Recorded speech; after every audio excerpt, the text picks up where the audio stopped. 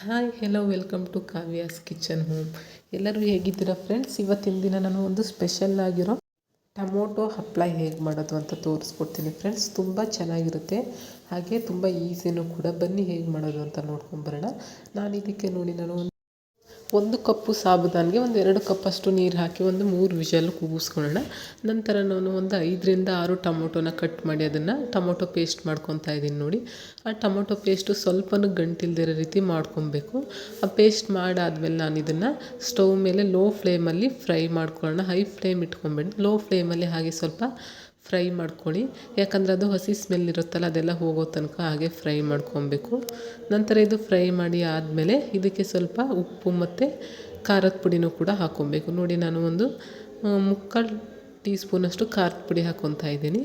ನಂತರ ಇದಕ್ಕೆ ರುಚಿಗೆ ಎಷ್ಟು ಬೇಕಾಗುತ್ತೆ ನೋಡಿಕೊಂಡು ನಾನು ಒಂದು ಅರ್ಧ ಸ್ಪೂನಷ್ಟು ಪುಡಿ ಉಪ್ಪನ್ನು ಸೇರಿಸ್ಕೊಂಡು ಹಾಗೆ ಮತ್ತೆ ನಾನು ಫ್ರೈ ಮಾಡ್ಕೊತಾ ಇದ್ದೀನಿ. ಇದು ಫ್ರೈ ಆದ ನಂತರ ನಾನು ಆವಾಗಲೇ ಸಾಬುದಾನು ವಿಷಲ್ ಹೊಡೆಯೋಕ್ಕೆ ಅಂತ ಇಟ್ಕೊಂಡಿದ್ದೀನಲ್ಲ ಫ್ರೆಂಡ್ಸ್, ಅದು ಬೆಂದಿದೆ. ಅದನ್ನು ಒಂದು ಸರಿ ಸ್ವಲ್ಪ ಆರೋದಕ್ಕೆ ಬಿಟ್ಕೊಳ್ಳೋಣ. ನಂತರ ಇದಕ್ಕೆ ನಾನು ಸ್ವಲ್ಪ ಜೀರಿಗೆ ಮತ್ತು ಸ್ವಲ್ಪ, ನೀವು ಬೇಕು ಅಂದರೆ ಆಪ್ಷನಲ್ಲು ಕರಿಬೇವಿನ ಸೊಪ್ಪನ್ನು ಹಾಕ್ಕೊಬೋದು, ಒಣಗಿರೋಂಥ ಕರಿಬೇವಿನ ಸೊಪ್ಪನ್ನು ಹಾಕ್ಕೊಬೋದು. ನಂತರ ಅದನ್ನೆಲ್ಲ ಹಾಕಾದ್ಮೇಲೆ ನಾನು ಸಾಬುದಾನಿ ಏನು ಇಟ್ಕೊಂಡಿದ್ದೆ ಅದನ್ನು ಕೂಡ ಸೇರಿಸ್ಕೊತಾ ಇದ್ದೀನಿ. ಸಾಬುದಾನ ಹಾಕಾದ್ಮೇಲೆ ಮತ್ತೆ ನೀವು ರುಚಿ ನೋಡಿಕೊಂಡು ಸ್ವಲ್ಪ ಉಪ್ಪನ್ನು ಆ್ಯಡ್ ಮಾಡಬೇಕಾಗುತ್ತೆ. ಇದನ್ನೆಲ್ಲ ಚೆನ್ನಾಗಿ ಫ್ರೈ ಮಾಡ್ಕೊಬೇಕಾಗುತ್ತೆ ಫ್ರೆಂಡ್ಸ್. ನೀವು ಫ್ರೈ ಮಾಡಿದಷ್ಟು ಹಪ್ಪಳ ತುಂಬ ದಿನ ಇಟ್ಕೊಬೋದು, ಇಲ್ಲಾಂದರೆ ಬೇಗ ಕೆಟ್ಟೋಗ್ಬಿಡುತ್ತೆ ಅಂಥೇಳಿ. ನಂತರ ನೋಡಿ, ನಾನು ಒಂದು 2 ಕಪ್ಪಷ್ಟು ಆಲ್ರೆಡಿ ನೀರನ್ನು ಸೇರಿಸಿದ್ದೆ. ಅದಕ್ಕೆ ನಾನು ಒಂದು 3 ಕಪ್ಪಷ್ಟು ಅಕ್ಕಿ ಹಿಟ್ಟನ್ನು ಸೇರಿಸ್ಕೊತಾ ಇದ್ದೀನಿ. ಅಕ್ಕಿ ಹಿಟ್ಟನ್ನು ಸೇರಿಸ್ಕೊಂಡು ನೀಟಾಗಿ ಅದನ್ನು ಹಿಟ್ಟು ರೀತಿ ಅದಕ್ಕೆ ಬರೋ ರೀತಿ ನಾವು ಅದನ್ನು ಮಿಕ್ಸ್ ಮಾಡ್ಕೊಬೇಕಾಗುತ್ತೆ. ಯಾವುದೇ ರೀತಿ ಗಂಟಿಲ್ದಿರೋ ರೀತಿ ಮಿಕ್ಸ್ ಮಾಡ್ಕೊಬೇಕು. ನೋಡಿ, ಈ ರೀತಿ ಆಗಿದೆ.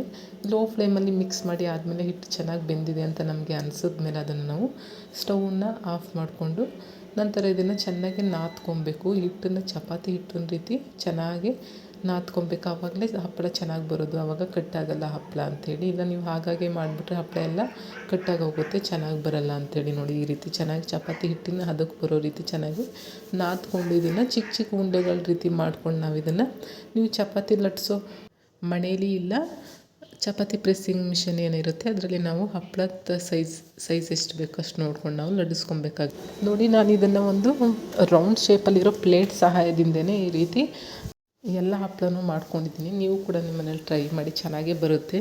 ಹಾಗೆ ಇದನ್ನು ನೀವು ಚೆನ್ನಾಗಿ ಪ್ರೆಸ್ ಮಾಡಿ ಚೆನ್ನಾಗಿ ಬಿಸಿಲಲ್ಲಿ ಒಣಗಿಸ್ಕೊಬೇಕು. ಇಲ್ಲಾಂದ್ರೆ ಅದು ಸ್ಟೋರೇಜ್ ಮಾಡೋಕ್ಕಾಗಲ್ಲ, ಬೇಗ ಕೆಟ್ಟೋಗ್ಬಿಡುತ್ತೆ ಹಪ್ಪಳ.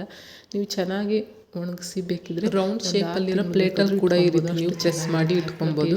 ತುಂಬ ಚೆನ್ನಾಗಿರುತ್ತೆ. ಆದಷ್ಟು ನೀವು ಬಿಸಿಲಿರೋ ಟೈಮಲ್ಲಿ ಈ ರೀತಿ ಮಾಡ್ಕೊಳ್ಳಿ. ಯಾಕಂದರೆ ಒಂದು ಟೈಮ್ ಚೆನ್ನಾಗಿ ಬಿಸಿಲಲ್ಲಿ ಒಣಗಿಸ್ಬಿಟ್ರೆ ಇನ್ನೊಂದು 2 ದಿನ ಚೆನ್ನಾಗಿ ಒಣಗಿಸ್ಕೊಂಡು ಡಿಫ್ರೆಂಟಾಗೂ ಕೂಡ ಇರುತ್ತೆ. ಮಕ್ಕಳೇನಾದರೂ ಇದ್ದರೆ ಮನೇಲಿ ಅವರು ಕೂಡ ತುಂಬ ಖುಷಿಪಟ್ಟು ತಿಂತಾರೆ. ಹಾಗಾಗಿ ನೋಡಿ, ಎಲ್ಲನೂ ನಾನು ಈ ರೀತಿ ಪ್ರೆಸ್ ಮಾಡಿ ಒಣಗಾಕಿದ್ದೀನಿ. ಬಿಸಿಲಿಗೆ ಒಂದು 2 ದಿನ ಒಣಗಿಸಿದ್ರೆ ಸಾಕು, ಆರಾಮಾಗಿ ಚೆನ್ನಾಗಾಗುತ್ತೆ.